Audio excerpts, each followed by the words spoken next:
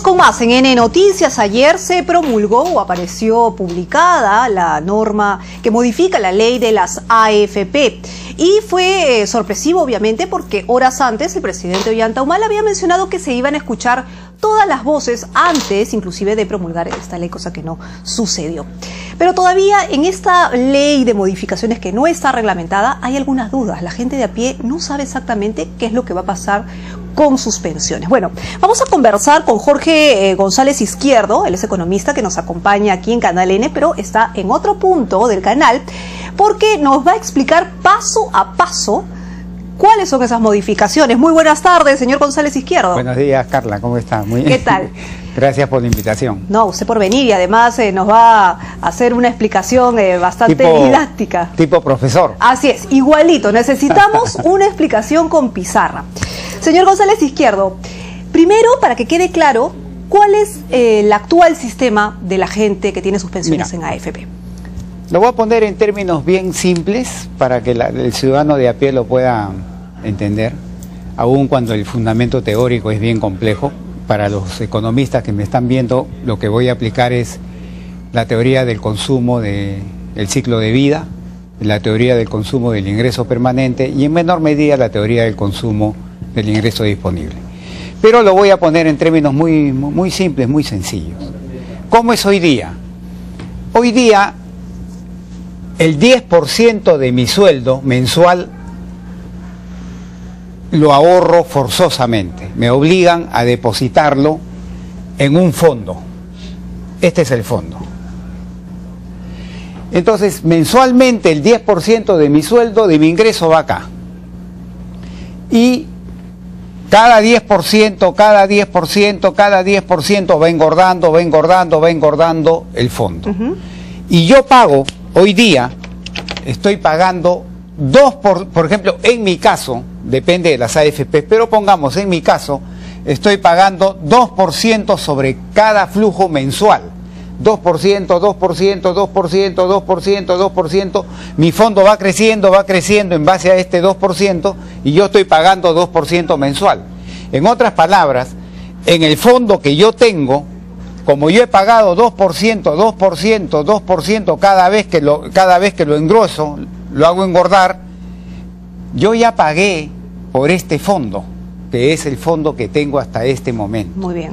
Entonces nadie me puede venir a cobrar adicionalmente sobre esto porque yo ya lo pagué. Ya, ese es el modelo actual. Este es el modelo. ¿Cuál es la modificación que se plantea en esta ley? Pero una cosita adicional también. Este fondo no solamente engorda por mi 10%, sino también engorda por la rentabilidad que las AFP le sacan a mi plata. Ese es como en términos comerciales.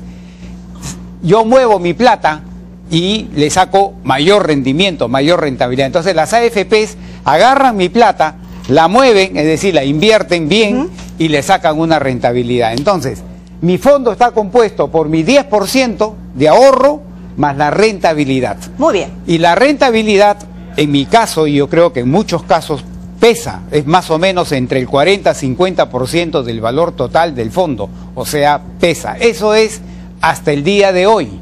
Con las modificaciones, ¿cómo sería? Ahí va.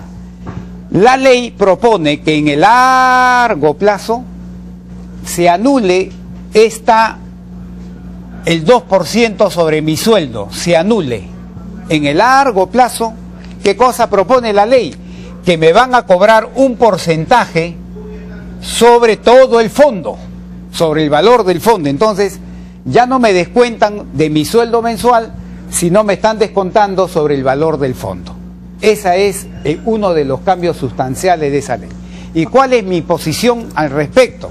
Es la siguiente, que cuando a mí me cobran 2% de mi ingreso mensual, el fondo no me lo tocan. ¿Y por qué yo no quiero que el fondo me lo toquen? Porque si me tocan el fondo, es que de este fondo, de todo este fondo, es que sale mi pensión cuando yo sea viejo, cuando yo me jubile. Del tamaño de este fondo va a salir mi pensión. Si el fondo es chiquito, mi pensión será chiquita. Si el fondo es mediano, mi pensión será mediana. Y si el fondo es grandazo, mi pensión será bien grande. Entonces, con este esquema no me tocan para nada el fondo. Entonces yo aspiro a tener una máxima pensión. Con el esquema que está proponiendo la nueva ley en el largo plazo, te están diciendo, ya no te afecto acá, pero te voy a cobrar sobre el fondo. Entonces, el valor relativo de mi fondo, como le está sacando un porcentaje, lo voy a afectar. Y si voy a afectar el valor relativo de mi fondo, entonces también voy a afectar la pensión relativa que puedo obtener, me la va a reducir. Entonces, en términos muy simples es lo siguiente: cuando a mí me cobran 2% sobre mi ingreso, me están afectando mi consumo hoy me están afectando. ¿Por qué? Porque si me cobras 2% sobre mi sueldo, lo que me llega al bolsillo es menos el 2%. Y si me llega menos plata a mi bolsillo, puedo consumir menos hoy. Pero consumo menos hoy, que estoy joven, estoy trabajando, me las puedo arreglar, no tengo tantas enfermedades, etc.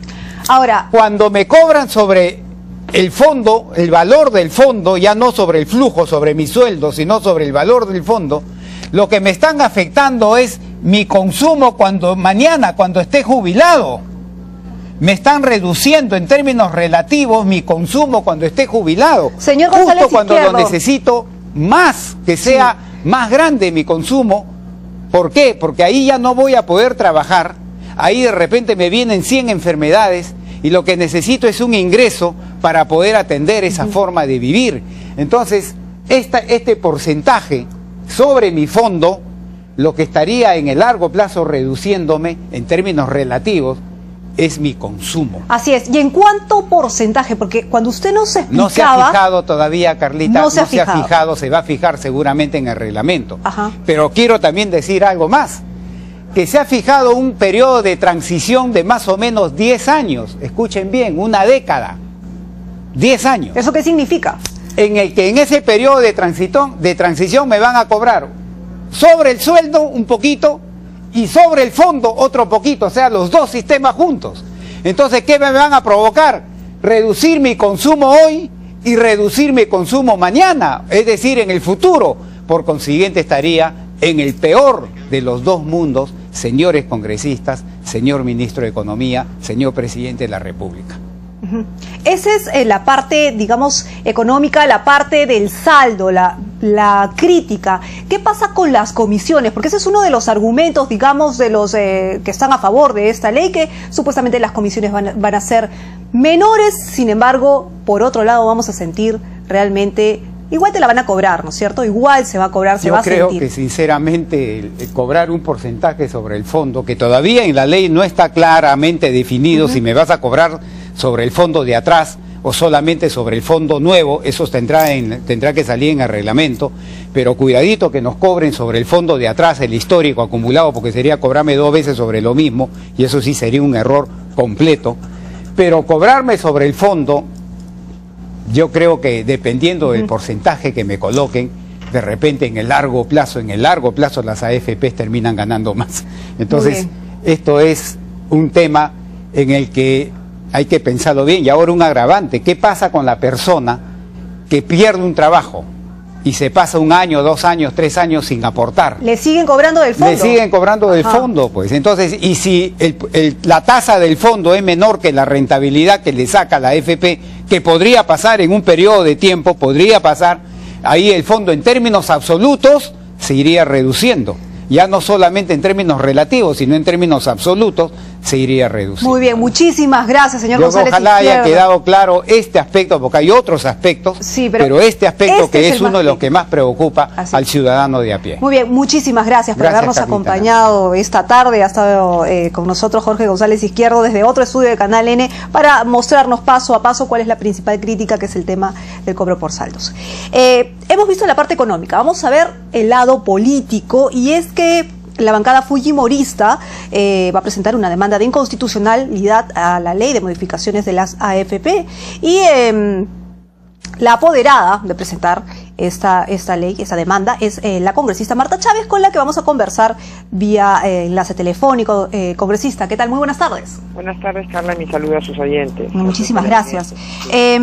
¿Cómo va a funcionar este tema, esta demanda de inconstitucionalidad? Ya lo habían adelantado, pero explíquenos más a detalle cómo va a funcionar el tema. Sí, bueno, de acuerdo a la propia Constitución, al artículo 200 y al Código Procesal Constitucional y la Ley 28.237, cuando se dicta una norma legal que infringe la Constitución, en base al principio de que la Constitución es suprema, es decir, hay supremacía constitucional y hay un principio de jerarquía de normas que no permite que una norma inferior, como es una ley, pueda infringir o contravenir a la Constitución, existe lo que se llama el control concentrado, es decir, la acción de inconstitucionalidad, a iniciar un proceso específicamente ante el Tribunal Constitucional para que el Tribunal Constitucional confirme esa inconstitucionalidad y elimine las partes de la norma que fueran contrarias a la Constitución. Nosotros estamos fundamentando en nuestra demanda los artículos de la Constitución que están siendo infringidos. Estaba escuchando yo al economista González Izquierdo y coincidimos absolutamente en las preocupaciones. Es el hecho de la segunda comisión que está afectando ya un fondo previsional acumulado sobre el cual la titularidad es la del asegurado. La Constitución establece la intangibilidad de los fondos previsionales. Son parte del patrimonio de una persona. Bueno, por lo tanto, forma, ¿no? ¿Cómo ha salido esta ley también? Eso, ¿no? Sí, pero viendo por el tema jurídico, se afecta el derecho de propiedad que está previsto en el artículo 70 de la Constitución. Se afecta artículos de la Constitución relacionados con los derechos pensionarios, que es la intangibilidad del derecho a la pensión.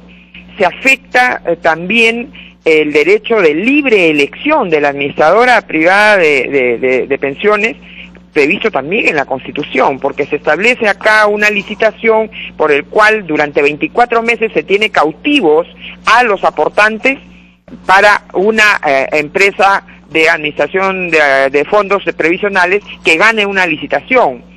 Se abre la posibilidad de que la SUNAT sea una agente de cobro, la SUNAT, así es. ¿Ya? Y ya sabemos que la SUNAT cobra porcentajes también por todo aquello que recauda. Entonces, ahora, estas inconstitucionalidades y estas agresiones a derechos constitucionales no pueden salvarse en un reglamento, porque por ahí están diciendo el señor Delgado, el presidente de la Comisión del Consumidor, Defensa del Consumidor, que ha traicionado hasta el nombre de su comisión, está pretendiendo decir, no se preocupen porque en el reglamento se van a arreglar las cosas. Carla, ¿un reglamento generalmente arregla una ley? No puede, porque hay el principio de subordinación jurídica. Un reglamento es una norma subordinada a la ley y no puede enmendar. Es como que los problemas o los errores de un congresista se los quiera enmendar la secretaria, o con los errores de un director de un periódico o de un medio de prensa los deba arreglar un conserje. No se puede. No se puede.